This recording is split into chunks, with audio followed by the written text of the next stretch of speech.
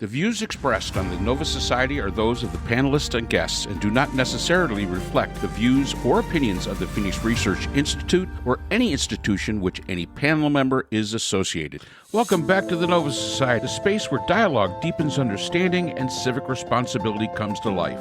I'm Dr. Mark Bound, joined by our regular panel, Dr. Scott Gershwer and Dr. Brooklyn Ann Weldon. Together, we'll unpack the stories that matter most, exploring the headlines, the history, and the big ideas shaping today's conversations. Let's dive in and hear what the panel has for us today.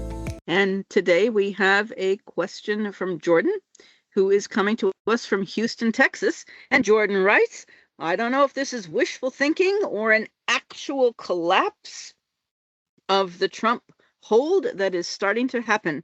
First, Marjorie Taylor Greene turned on Trump and resigned from Congress. The back and forth since then has been ugly, with Trump calling Greene a traitor. Many other Republicans decided to retire, and the primaries don't seem to be going smoothly for them. The Texas Senate between Cornyn and POS, that's piece of shit, Paxton, is a prime example. I never thought I would support Cornyn over anyone else, but there we have it. MAGA Moron, Extraordinaire Joe Kent, has resigned as the Counter Terrorism Director, and in his resignation, totally dismantled all of Trump's excuses for starting the war with Iran. Not the best look. And it looks like Dr. Mark might be getting his wish. Things are not looking good for Senator Lindsey Graham in his reelection bid in South Carolina. Hooray for that. That's my dog. Bondi is being called in to testify before the House Oversight Committee, one controlled by the Republicans, about her handling of the Epstein files. There seems to be some internal arguing about Markwayne Mullin as Secretary of Homeland Security. Gas prices are up by over $1 per gallon. More Americans are dying in the Iran war. The rest of the world tells Trump to take a hike. And with the DHS budget still up in the air, travel has become a pain as TSA workers are not being paid and are not showing up to work. And this is the short list. Nothing seems to be breaking the Republicans' way. But Democrats don't seem to be taking advantage of the situation. So, to my questions, are we seeing the collapse of the Trump regime or just another blip? What can the Democrats do to take advantage of the Republican collapse? Who will emerge from the Democrats to lead the party? And will Dr. Mark get a new senator? If so, who might that be? FYI, as I am writing this, I just saw Venezuela just beat Team USA for the World Baseball Classic title. Now that's some karma. Excellent, excellent questions, Jordan. Well, we will see. I really hope that that's an end to Lindsey Graham. I also can't tolerate him. I wouldn't want him for my senator. Go ahead, Mark. Scott? All right. So, Jordan, go ahead. Jordan, I just want, before Mark starts, I just want to say, I say wins of UBC. So, yeah, I watched that game with horror. Yeah. Lindsey Graham. Let me just take Lindsey Graham first. Yes, recent polling has Lindsey Graham with a 64% disapproval rating here in South Carolina. What does that translate to in reality? Absolutely damn nothing. I'm going to tell you that right now. Does it make his road look a little harder? Sure it does. It all depends on who the Democrats are going to put up against him. And right now, I don't think there's anybody specific that is capturing the imagination of the South Carolinians here. Question would be is somebody going to try to unseat Lindsey from the Republican Party? And again, that's totally up in the air. But yeah, it sounds like there's going to be a lot of reporting that are going to just jump up and down and just be so happy about the recent polls of Lindsey's disapproval rating here in South Carolina. What does it actually mean? I'll tell you. Who knows? He was supposed to lose the last time, and he didn't. He won by, I think, 11 points. And, I mean, I remember him being on the TV crying that he was gonna he needed help. He was gonna lose the election, and the fact is that South Carolina put him in there. I've always said if Strom Thurmond was still alive, they'd elect. Even if he wasn't alive, if they had the opportunity to do it, they'd elect him into there because South Carolina's they don't like changing all that much.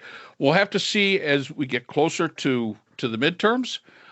What happens with Lindsey? We have to see what the Democratic Party here in South Carolina is going to do eventually, because I don't think they've really truly made up their mind, and we'll see where it goes. A lot is going to depend upon this war in Iraq or Iran. And the reason being that we have a few bases here. We have Shaw Air Force Base. We also have Fort Jackson here.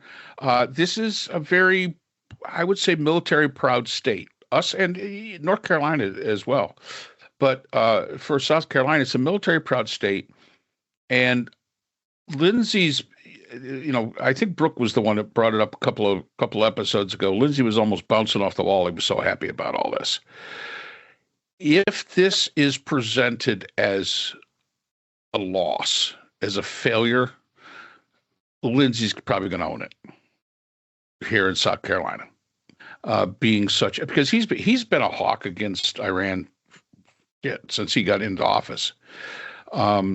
So we'll have to. That's what we're going to have to see. So yes, maybe I'm going to get a change, but as of right now, I'm not betting the ranch on it. I'm not making a prediction on it because that poll probably doesn't mean as much as people think it does. Okay. What else we got? Well. All right, so I guess the question here is the MAGA coalition falling apart? There's a MAGA coalition, Yeah.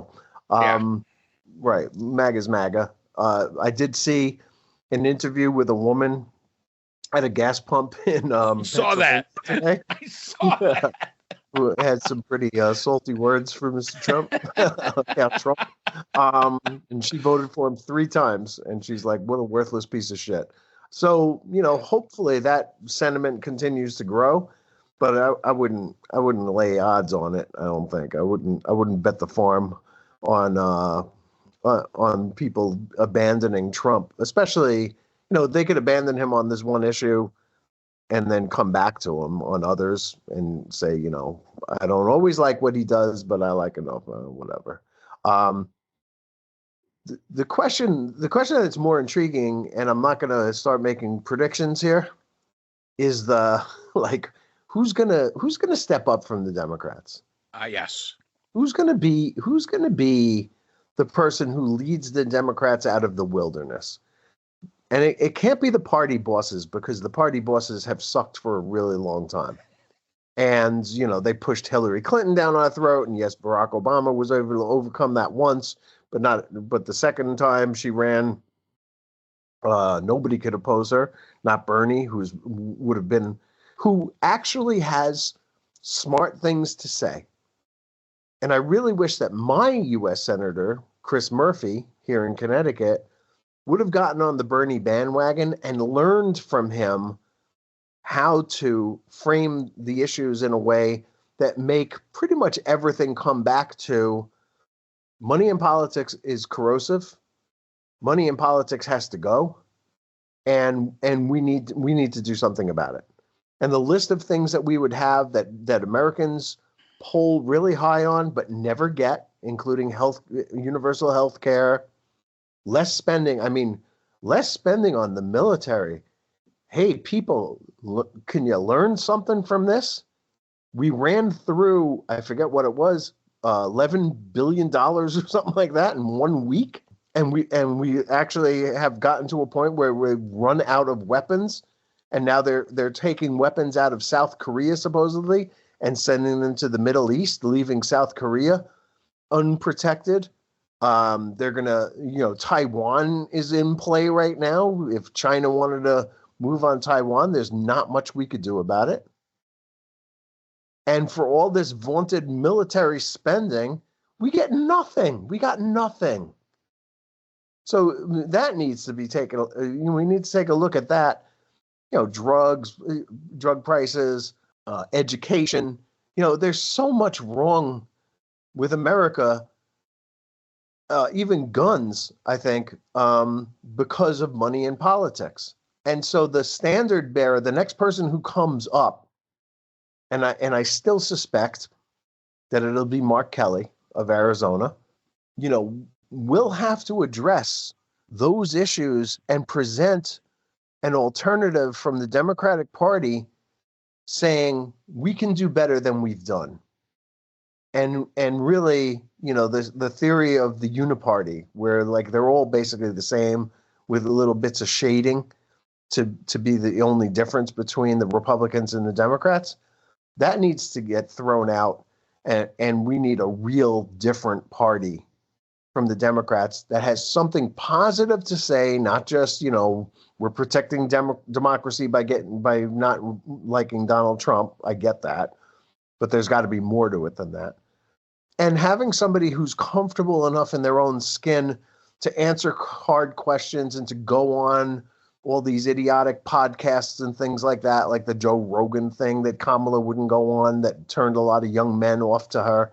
Just a refusal to be authentic, it has been a problem for the Democratic Party. Holding people in disdain, not being willing to talk to people is a problem. It's not a problem for me, by the way. I should make this clear. I feel the same amount of disdain for imbeciles that you probably do, folks out there. But that's not, I'm not a politician. So you can't do that when you're a politician. You got to listen to everybody. You got to talk to everybody. And you have to open dialogues, and you got to fight in every state, in every congressional district. You got to fight. And it's sad, Mark, that you're not running for U.S. Senate in South Carolina. It's sad that I wouldn't stand a chance. That you're not stepping up there, carpetbagger though you are from Binghamton. That's exactly what it is. But whatever.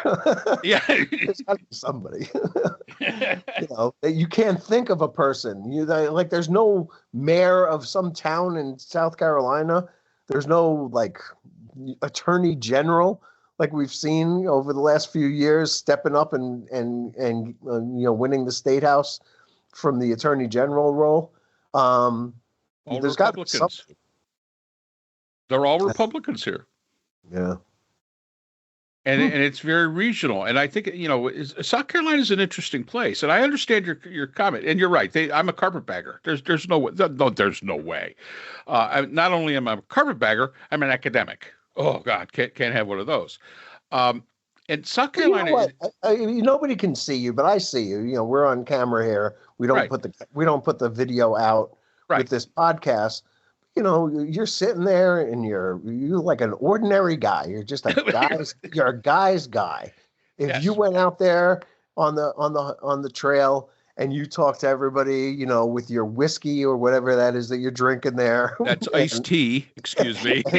and your e-cigarettes and your regular cigarettes and your pipe and your cigars and Lord knows what else you're smoking. What else you're doing?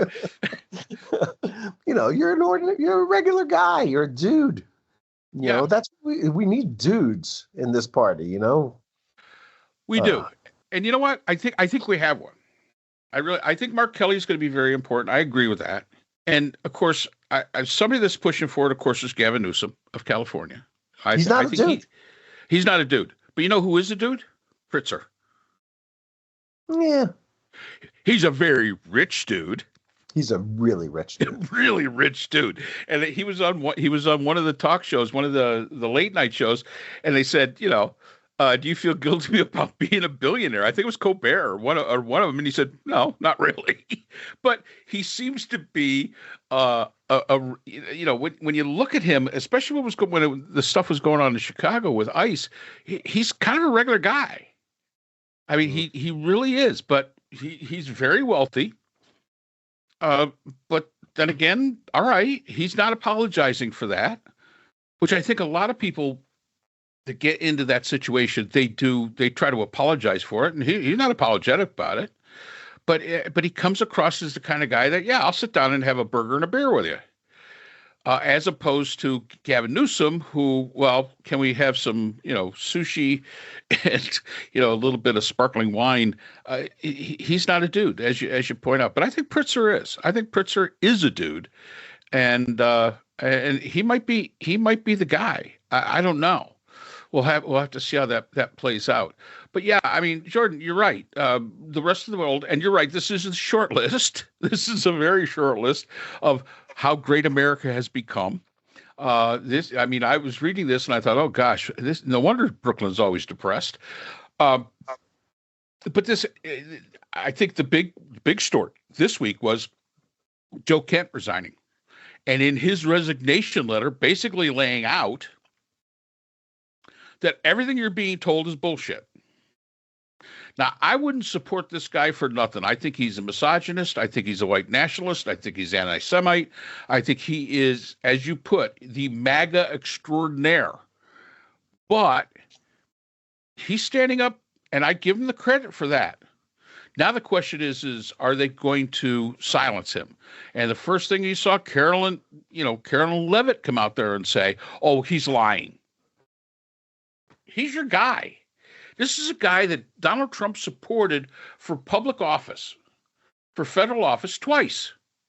This is the guy that was, as you point out, was put into this very high counterterrorism director position. And now all of a sudden he's a liar. That kind of gives us, it kind of sounds like it did back during Trump's first administration. Somebody would leave, they would tell something, and they were never very good anyway. Well, if they were never very good anyway, why did you have them around? Because you only hire the best and the brightest. I think that the other good thing that came out was they're bringing Bondi in. Again, don't forget those Epstein files. Trump Epstein files. Keep the pressure onto it. And it is interesting. It is the House Oversight Committee, which is controlled by the Republicans. So I think even they understand the issues. And I think that's going to be a very interesting hearing. Probably going to be closed doors, but we're probably going to get a little bit of, snippets out of it. And if Pam Bondi goes in there like she did in her last little, thing in front of Congress, which was absolutely disgraceful, which was absolutely, good God, Pam, no wonder South Park got it so right with you having that stuff on your nose all the time. I don't see that being beneficial, because I don't think that played well, even to MAGA. I don't think it played well that the stock market's over 50,000. Well, guess what, Pam? You can't pull that one anymore. You can't pull that anymore. Well, we created this many jobs. Well, you can't pull that one anymore either. Well, the unemployment rate says, no, can't pull that one anymore either. All that's gone. Well, oil prices are this. Nope, can't pull that one anymore either.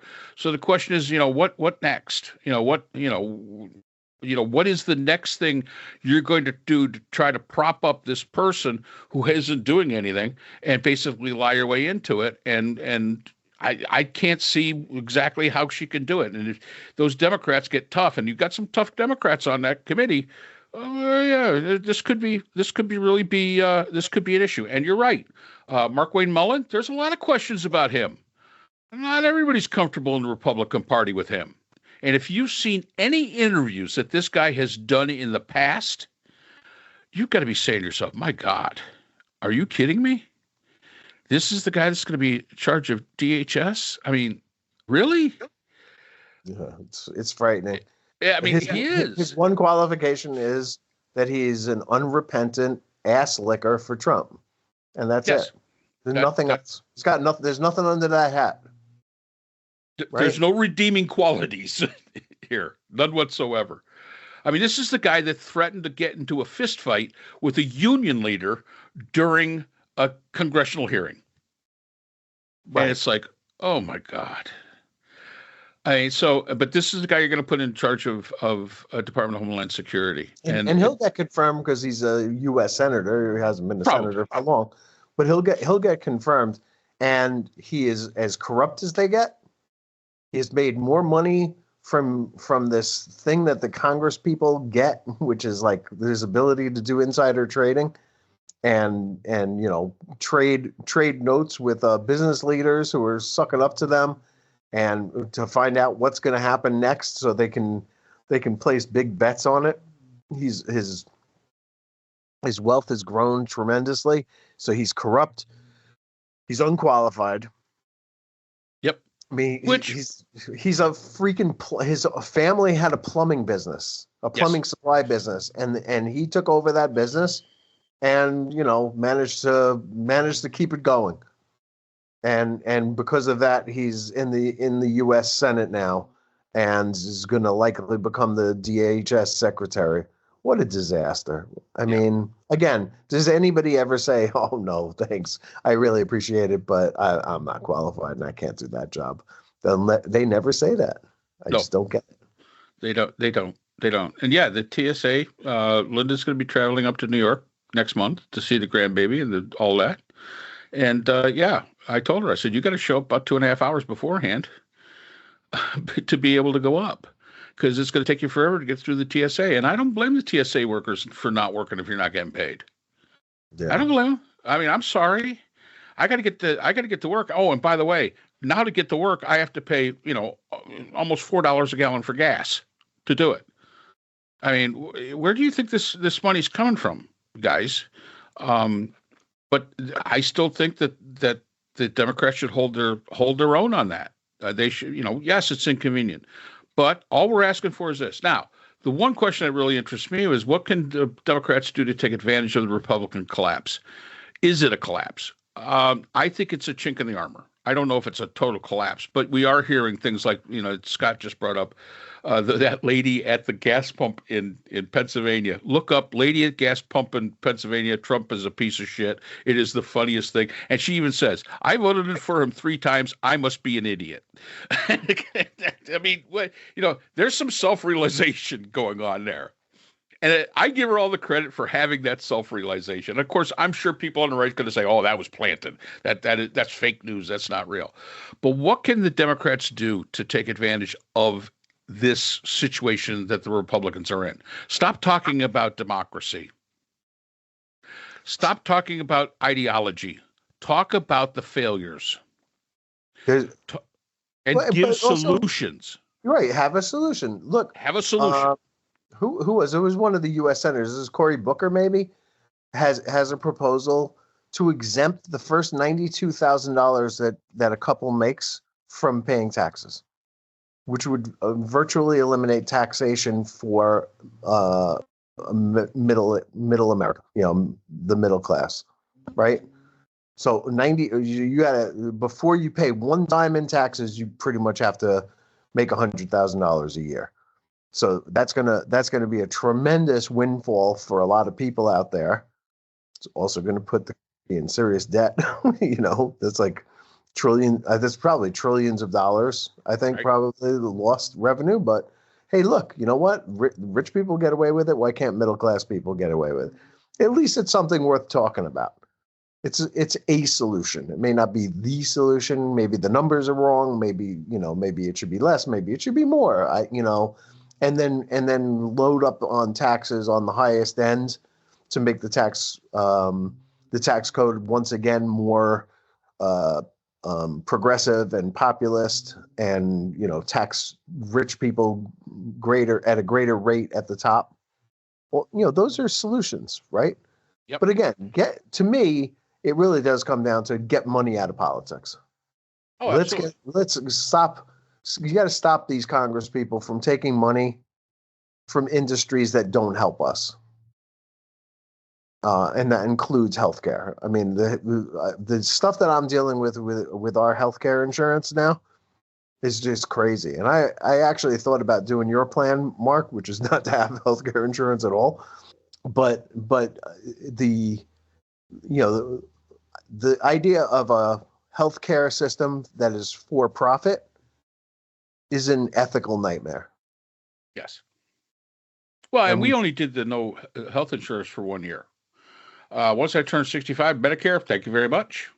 Yeah. And the supplement on top of it, which is still less between the two of them, which is still less than I was ever paying while I was working full time. Yeah. I mean, it just makes sense. It's like they offer, optical. I don't need it.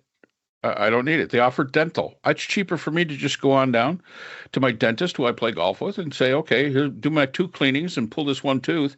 It's going to cost me less for that entire year of service than it would cost me for for the dental insurance for 2 months. So yeah, you just kind of look at how these things, how they play out and what your circumstances are. But unless the dentist hits you with the club in the mouth, and then you're in big trouble. Yeah, then you're in big trouble. But yeah, I mean the and give solutions. Yes, I've heard about this thing about 92,000 or something like that you don't pay taxes. And my problem with Democrats always was, you have these great plans. Unfortunately, you can never figure out how to pay for them. Give me the plan. I want to do this with $92,000. All right, now tell me the next 10 words. How are you going to pay for it? You know what? Give me that. Why is that always on the Democrats and never on the Republicans? They don't pay for anything. I understand that, but if you're going to have the plan, give me how you're going to make it work. I mean, if this is Cory Booker's plan, all right, great. That's great, Cory. I think that's a great plan. Now, how are you going to pay for it? Because just giving me a plan, some pie in the sky idea doesn't do anything. Now you got to figure out, as you just said, it could cost trillions of dollars. Yeah, absolutely. How are you going to pay for it, Cory? And if you can give me that, that's always been one of my issues with Bernie Sanders. I like Bernie Sanders. I'm not as progressive as Bernie Sanders, but in a lot of cases, Bernie has some great ideas. Okay, but what are the next 10 words? How are you going to pay for it? And that's where it gets a little fuzzy. So, to me, if the Democrats want to take advantage, you've got to not only explain, well, here's a great plan, and I think American people are really understanding this. Yes, that's a great plan, but now how are you going to enact it? Because you're right. Republicans don't do anything. All they do is oppose everything. So they're that's a totally different game on their part. But for the Democrats to take advantage of the Republicans being shaky at this point, what's going wrong. I mean, Jordan has just listed out the short list of what's going wrong. All right, what are you going to do about it? Put out the plan. This is what I want to do about it.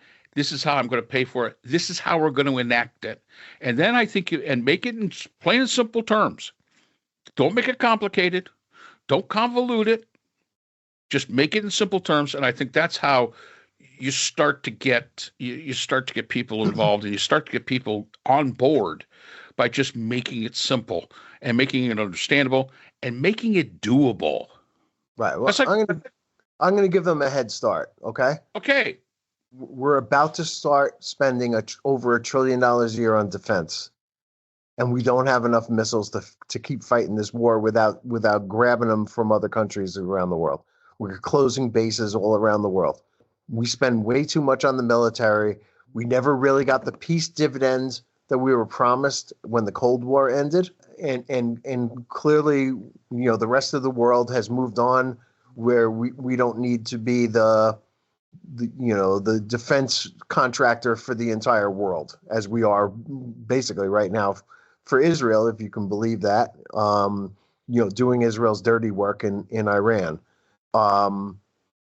Is one way to look at what this war is basically. And Trump has offered other countries to, use the U.S. military to get what you want. And we don't want to do that anymore. So we can save a lot of money by not being the defense contractor of the world. And that would be one way that anybody can pay for almost anything, because the reason we don't have nice things in this country is because we spend too much money on defense. Yep. And that's a good way to start. Yep. And let's face it, with the way Trump is taking us and making us basically an isolationist state, we really don't need, because we're no longer supporting, all these other countries. So there's the money. And, the head of the U.S. Air Force won't be getting his $98,000 piano.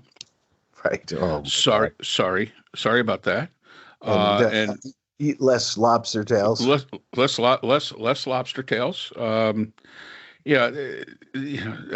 I don't know if people understand that there was $100 billion left in the budget, and they just went and spent on this spending spree, because if they don't spend it, they lose it next time around. Yeah, which, I've worked in corporations where we had that. Yeah. They come back to us and they go, hey, man, you didn't spend all your budget this year. We're going to lose it if you don't spend it. And I go out and take ads and things like that spends that money. prompt paying it out and getting the ads later on in the year. But yeah, I mean that's certainly one thing. Look, here's a wrinkle. The PM of Finland now says that if Trump wants help with the Strait of Hormuz, he can get it if he helps out more in Ukraine. And so that horse trading has begun. Yeah. Right? So we've got more, and we probably should end that war at this point. And the way you end that war is you support Ukraine, chase the tanks, chase the Putin's army out of Ukraine, and get them to run back to Moscow with their tails between the leg.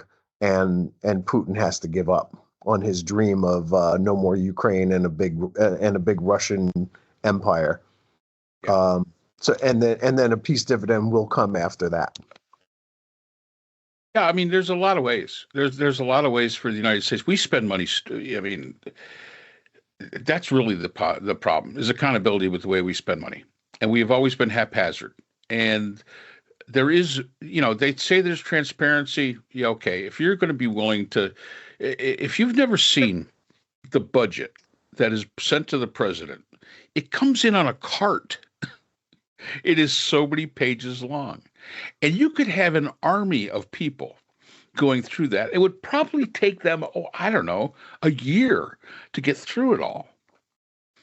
And that's what we approve, is something that, it's like reading the big thing of fine print.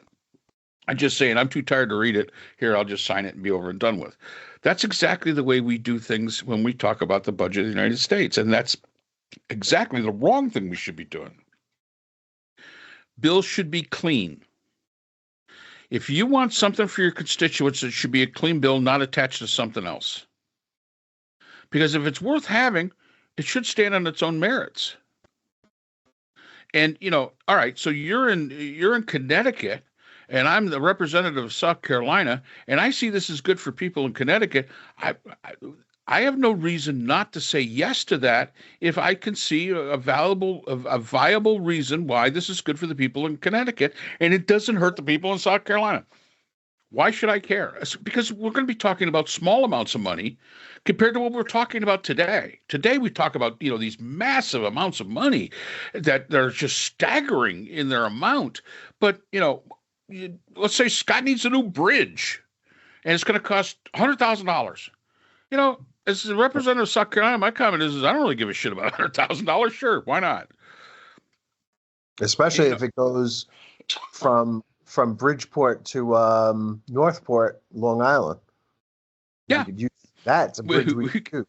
Yeah, and if it does, you're going to get the New York representatives on board. You're going to get the Connecticut representatives on board, and then they come and they talk to the other representatives and they say, "Hey, this is going to cost us $2 million."